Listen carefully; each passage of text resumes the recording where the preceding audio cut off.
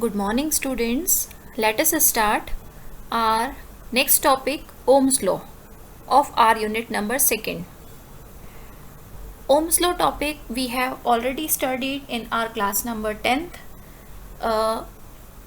The statement of Ohm's law is voltage and current are directly proportional. Now, the introduction we have covered that whenever a conductor is applied a battery, that means connected with a battery, that means due to that voltage the current flows, or in detail we can see because all the electron start drifting in one direction due to battery, so these electrons constitute current. That means the voltage and current are interconnected, and Ohm's law says that both are proportional, and as we remove the proportional sign, one constant R will appear. This R is resistance of the conductor. It can be expressed as V by I, and if you carefully notice this formula of V equal to IR, if we draw the graph between V and I, we have studied whenever V depends on single power of I, that means they are proportional, then the graph comes a straight line. If V is equal to anyhow I square, then the graph will be a curve. But here because V is depending on single power of I, that's why the graph is a straight line. So this type of graph, that means ohmic graph. That means this straight line graph means ohmic graph, and the device which will follow this graph is known as ohmic device. Ohmic device. Okay. Now this graph's slope is actually indicating the resistance. More is the slope of this graph, more is the resistance. So we can also write that resistance means slope, and slope formula is already known to you, tan theta. Theta means the angle with the x-axis, v-axis. And physically, if we talk about this resistance, what is this resistance?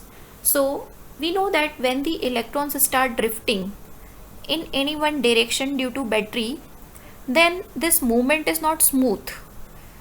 Their movement is restricted due to presence of other charges.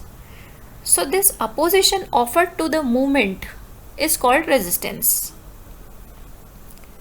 And one more thing here we will understand, whether we have written here that the formula of R is V upon I, but it does not mean that R depends on voltage and current.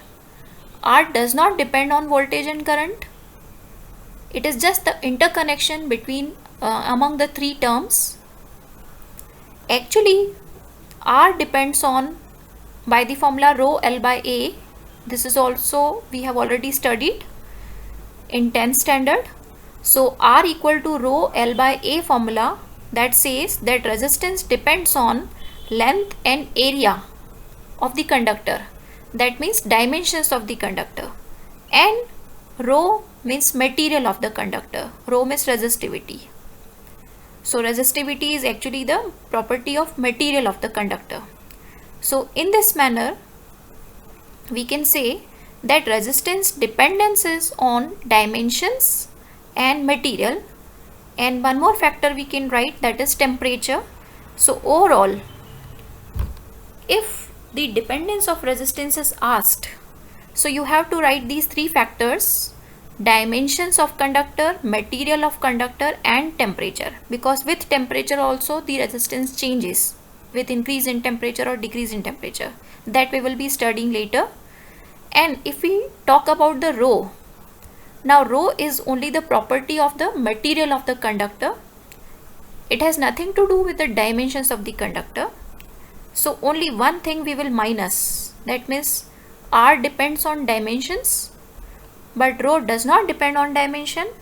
It depends only on material as well as temperature. So here we have discussed the difference between resistance R and resistivity rho. As we have discussed that resistance is indicated by the slope of VI graph. So how the question can be asked? Suppose we are given the VI graph for two conductors A and B. Now you can see there are two graphs given. In two manner the question can be asked. Here V is on y-axis and here V is on x-axis. So how we decide that which conductor is having more resistance? So it's very easy to find out.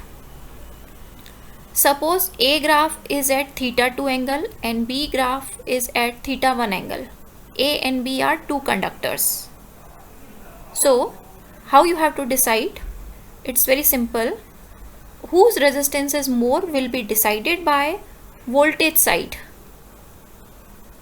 So whichever graph is turning more towards voltage axis, that's resistance is greater. So in this case, A graph or A conductor's graph is turning more towards voltage. So RA is greater than RB. And if this way the question is asked, that voltage is here on x-axis, and now again A and B two conductors are given, whose resistance is greater?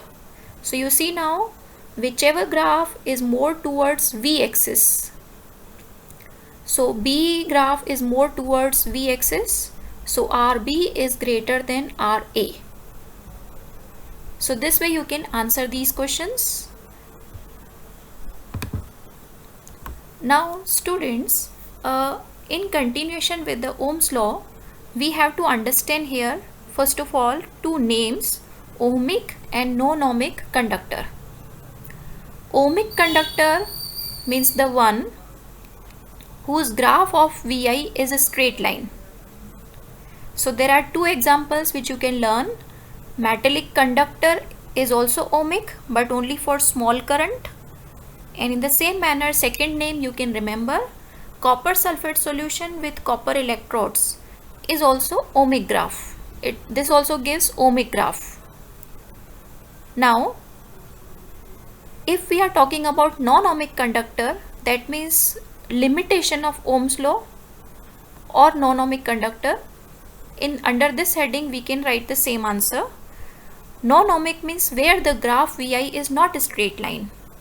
So firstly we will talk about metallic conductor at high temperature. Now what happens when the graph between VI is drawn for a conductor only? Initially the graph is a straight line, but as soon as we continue taking the current through the conductor, then due to that current the conductor heats up. That means Joule's effect is there. Now like the bulb also, after long use it gets heated. So because the heat is present after long use, so temperature is present, and due to that temperature the resistance will change. So if resistance is no longer a constant, so the graph cannot be a straight line now. The graph will turn. That's why a metallic conductor at high temperature comes under the category of non-ohmic, and metallic conductor with small current comes under the category of ohmic. In the same manner, we can learn the second example of non-ohmic, that is PN junction diode. Its graph of VI is not a straight line but a curve. So this detail of this device we have to study in our unit number 9, semiconductors. Here you have to remember the graph shape, that you can see that the graph is turning in a curve manner, and here also the graph is turning. So for positive voltage and for negative voltage the graph is drawn separately, because this device depends on positive and negative voltage also. So these two examples you have to learn only the names for non-ohmic, and these two examples for ohmic device. So Ohm's law is completed here.